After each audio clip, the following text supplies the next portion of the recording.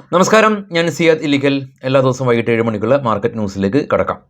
അങ്ങനെ നമ്മൾ വലിയൊരു ആഴ്ചയിലേക്ക് കടക്കുകയാണ്. വലിയ ആഴ്ച എന്ന് പറയുമ്പോൾ വലിയ ഈവൻറ്റുകൾ നിറഞ്ഞ ഒരാഴ്ച. ഏറ്റവും വലിയ ഈവൻ്റായ ഈ ഒരു ഗവൺമെൻറ്റിൻ്റെ ആദ്യത്തെ യൂണിയൻ ബഡ്ജറ്റ് ചൊവ്വാഴ്ച ദിവസം തുടങ്ങുകയാണ്. അപ്പോൾ അതാണ് ഇന്ത്യൻ മാർക്കറ്റ് കാത്തിരിക്കുന്ന വലിയ ഈവൻറ്റ്. ഗ്ലോബൽ ഈവൻറ്റുകളെല്ലാം തന്നെ മാറ്റി നിർത്തി അതിലേക്കായിരിക്കും കൂടുതൽ ശ്രദ്ധ. FISൻ്റെ കാര്യം എടുക്കുകയാണെങ്കിൽ കഴിഞ്ഞ ആഴ്ച FIS ഇന്ത്യൻ മാർക്കറ്റിൽ 10,000 കോടി രൂപയുടെ ബൈയിങ് നടത്തിയ ഒരു ആഴ്ചയാണ്. അതുമാത്രമല്ല ഈ ഒരു മാസം കറൻറ്റ് മന്ത് ഏകദേശം ഒരു 30,000 കോടി രൂപയുടെ ബൈയിങ് FISൻ്റെ ഭാഗത്തു നിന്ന് ഉണ്ടായിട്ടുണ്ട്. ആദ്യമായിട്ടാണ് DIs കഴിഞ്ഞ ആഴ്ചയിൽ എല്ലാ ദിവസവും സെല്ല് ചെയ്തിട്ടുള്ളത്. കഴിഞ്ഞ ആഴ്ച DIs എല്ലാ ദിവസവും സെല്ലിംഗ് മോഡിൽ തന്നെയാണ് പോയത്. ഇനി പ്രധാന റിസൾട്ട് അപ്ഡേറ്റുകളെല്ലാം തന്നെ റിഫ്ലക്റ്റ് ചെയ്യുന്ന ഒരാഴ്ചയാണ്. റിലയൻസിൻ്റെ റിസൾട്ട് വന്നു. 4% ഒരു കുറവ് ഡിക്ലൈൻ ഉണ്ടായി.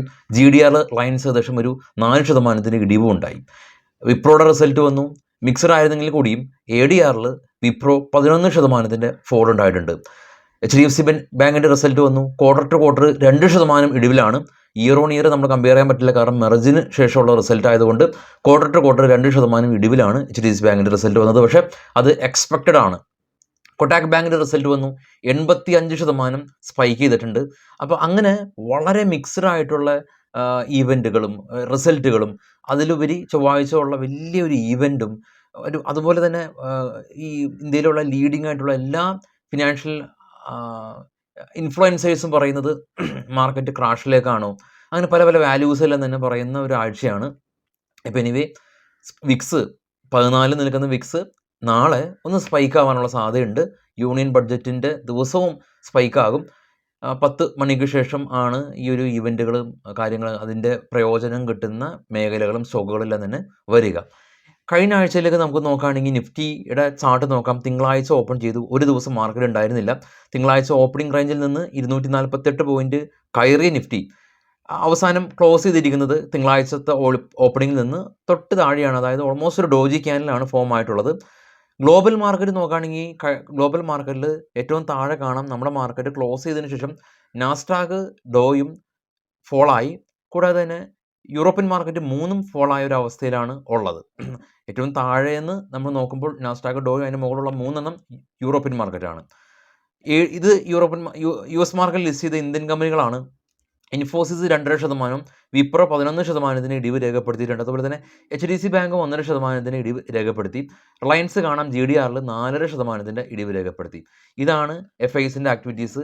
1,500 കോടി രൂപ വ്യാഴാഴ്ച, അതുപോലെ തന്നെ 5,483 കോടി രൂപ വ്യാഴാഴ്ച. വെള്ളിയാഴ്ചയാണ് 1,500 കോടി രൂപ.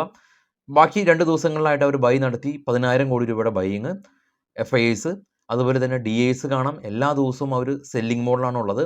ഭീകരമായിട്ട് സെല്ല് ചെയ്തില്ലെങ്കിൽ കൂടിയും ഇതാദ്യമായിട്ടാണ് എല്ലാ ദിവസവും DIs പ്രോഫിറ്റ് ബുക്ക് ചെയ്ത് ഇറങ്ങുന്നത്. ഇനി അടുത്ത ആഴ്ചയിലെ മാർക്കറ്റിലെ ഗ്ലോബൽ ഈവൻറ്റുകൾ നമുക്ക് പരിശോധിക്കാം. ഗ്ലോബൽ ഈവൻറ്റിൽ ഏറ്റവും ആദ്യം കാണാം US നിന്ന് ചൊവ്വാഴ്ച ദിവസമാണ് എക്സിസ്റ്റിംഗ് ഹോം സെയിൽസ് ഡേറ്റ വരുന്നത്.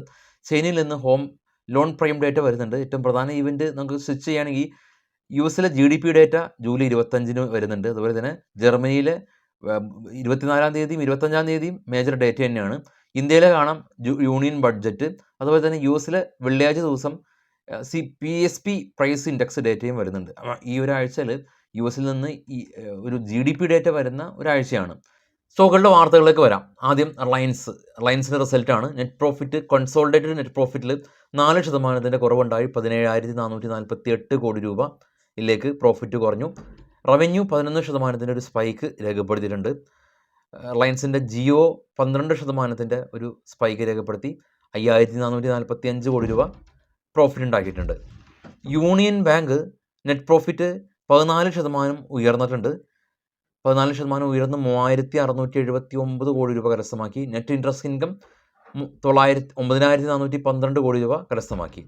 റൂട്ട് മൊബൈൽ കമ്പനി 92 കോടി രൂപയിൽ നിന്ന് നെറ്റ് പ്രോഫിറ്റ് 78 കോടി രൂപയിലേക്ക് പ്രോഫിറ്റ് കുറഞ്ഞു. പതഞ്ജലി ഫുഡ് കമ്പനി 87 കോടി രൂപയിൽ നിന്ന് 260 കോടി രൂപയിലേക്ക് നെറ്റ് പ്രോഫിറ്റ് വർദ്ധിച്ചു. GSW എനർജി കമ്പനി 289 കോടി രൂപയിൽ നിന്ന് 520 കോടി രൂപയിലേക്ക് നെറ്റ് പ്രോഫിറ്റ് വർദ്ധിച്ചു. തേജസ് നെറ്റ്വർക്ക് 14 കോടി രൂപ ലോസ് ഉണ്ടാക്കിയ കമ്പനി ഇത്തവണ 79 കോടി രൂപ പ്രോഫിറ്റിലേക്ക് വർദ്ധിച്ചു. ക്രെഡിറ്റ് ആക്സസ് ഗ്രാമീൺ കമ്പനി 350 കോടി രൂപയിൽ നിന്ന് 398 കോടി രൂപയിലേക്ക് പ്രോഫിറ്റ് വർദ്ധിച്ചു. ICC ലോംബാർഡ് കമ്പനി 390 നിന്ന് 580 കോടി രൂപയിലേക്ക് നെറ്റ് പ്രോഫിറ്റ് വർദ്ധിച്ചു. HDFC bank quarter to quarter 2% fall ഉണ്ടായി. ശക്തി പമ്പ് 1 കോടി രൂപയിൽ നിന്ന് 92 കോടി രൂപയിലേക്ക് നെറ്റ് പ്രോഫിറ്റിൽ വലിയൊരു വർധനവ്. JK സിമൻറ്റ് 111 കോടി രൂപയിൽ നിന്ന് 185 കോടി രൂപയിലേക്ക് നെറ്റ് പ്രോഫിറ്റ് വർദ്ധിച്ചു. RBL ബാങ്ക് 280 കോടി രൂപയിൽ നിന്ന് 370 കോടി രൂപയിലേക്ക് നെറ്റ് പ്രോഫിറ്റ് വർദ്ധിച്ചു. യെസ് ബാങ്ക് നെറ്റ് പ്രോഫിറ്റ് 47% ഉയർന്നു. 342 കോടി രൂപയിൽ നിന്ന് 500 കോടി രൂപയിലേക്ക് നെറ്റ് പ്രോഫിറ്റ് വർദ്ധിച്ചു. ICRA എന്ന് പറയുന്ന റേറ്റിംഗ് ഏജൻസി യെസ് ബാങ്കിനെ അപ്ഗ്രേഡ് ചെയ്തു. കൊട്ടക് ബാങ്ക് നെറ്റ് പ്രോഫിറ്റ് 81% വർദ്ധിച്ച് 6250 കോടി രൂപ കരസ്ഥമാക്കി. BPCL അവരുടെ ഡിവിഡൻഡ് കൊടുക്കുന്ന ഡേറ്റ് 10 രൂപ ഡിവിഡൻഡ് കൊടുക്കുന്ന ഡേറ്റ് ജൂലൈ 20 റെക്കോർഡ് ഡേറ്റ് ആണ് ഇവർ തീരുമാനിച്ചിരിക്കുന്നത്. അപ്പോൾ നമ്മൾ റിസൾട്ടുകൾ മിക്സഡ് ആയിട്ടുള്ള റിസൾട്ട് എന്ന് പറയാൻ സാധിക്കില്ല. കാരണം ഏറ്റവും കൂടുതൽ വെയിറ്റേജ് ഉള്ള 2 കമ്പനിയായിട്ടുള്ള റിലയൻസിൻ്റെ റിസൾട്ടും HDFC ബാങ്കിൻ്റെ റിസൾട്ടും മോശമാണ്. HDFC ബാങ്കിൻ്റെ റിസൾട്ട് പക്ഷേ ഓൾറെഡി അത് മാർക്കറ്റിൽ ഡിസ്കൗണ്ട് ആയിട്ടുണ്ട്, ഓൾറെഡി റിഫ്ലക്ട് ചെയ്തിട്ടുണ്ട്. പക്ഷേ റിലയൻസിൻ്റെ റിസൾട്ട് എക്സ്പെക്ട് ചെയ്ത ഒരു റിസൾട്ട് അല്ല. GDRൽ നമ്മൾ കണ്ടിരുന്നു 4% ഒരു ഫോളാണ് ഉണ്ടാക്കിയിട്ടുള്ളത്. അപ്പോൾ സ്വാഭാവികമായിട്ടുള്ള അവസ്ഥയിൽ നാളെ ബാങ്ക് എക്സിൻ്റെ എക്സ്പയറിയാണ് തിങ്കളാഴ്ച ദിവസം.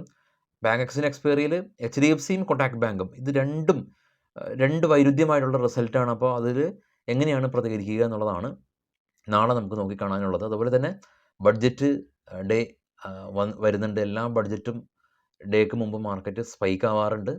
2 ഭാഗത്തേക്ക് മാർക്കറ്റ് ചാഞ്ചാടാറുണ്ട്. ചില ആളുകൾ ട്രേഡ് ചെയ്യാറില്ല, ചില ആളുകൾ ഇതൊരു അവസരമായിട്ട് എടുത്ത് ട്രേഡ് ചെയ്യാറുണ്ട്. നമ്മുടെ ഇൻഡിവിജ്വൽ ചോയ്സാണ്. മാറി നിൽക്കണമെന്നൊന്നും ഒരു ലിഖിതമായിട്ടുള്ള നിയമമൊന്നുമില്ല. മാറി നിൽക്കേണ്ടവർക്ക് നിൽക്കാം, ഓപ്പർച്യൂണിറ്റി എടുക്കേണ്ടവർക്ക് എടുക്കാം എന്നുള്ള രീതിയിലാണ് മാർക്കറ്റ് ഉള്ളത്. അപ്പോൾ എനിവേ വിശദമായിട്ടുള്ള പുതിയ ന്യൂസുകളായിട്ട് പ്രീ മാർക്കറ്റായിട്ട് നാളെ രാവിലെ 7:00 എത്താം. എല്ലാവർക്കും ശുഭദിനം നേരുന്നു. Thank you all.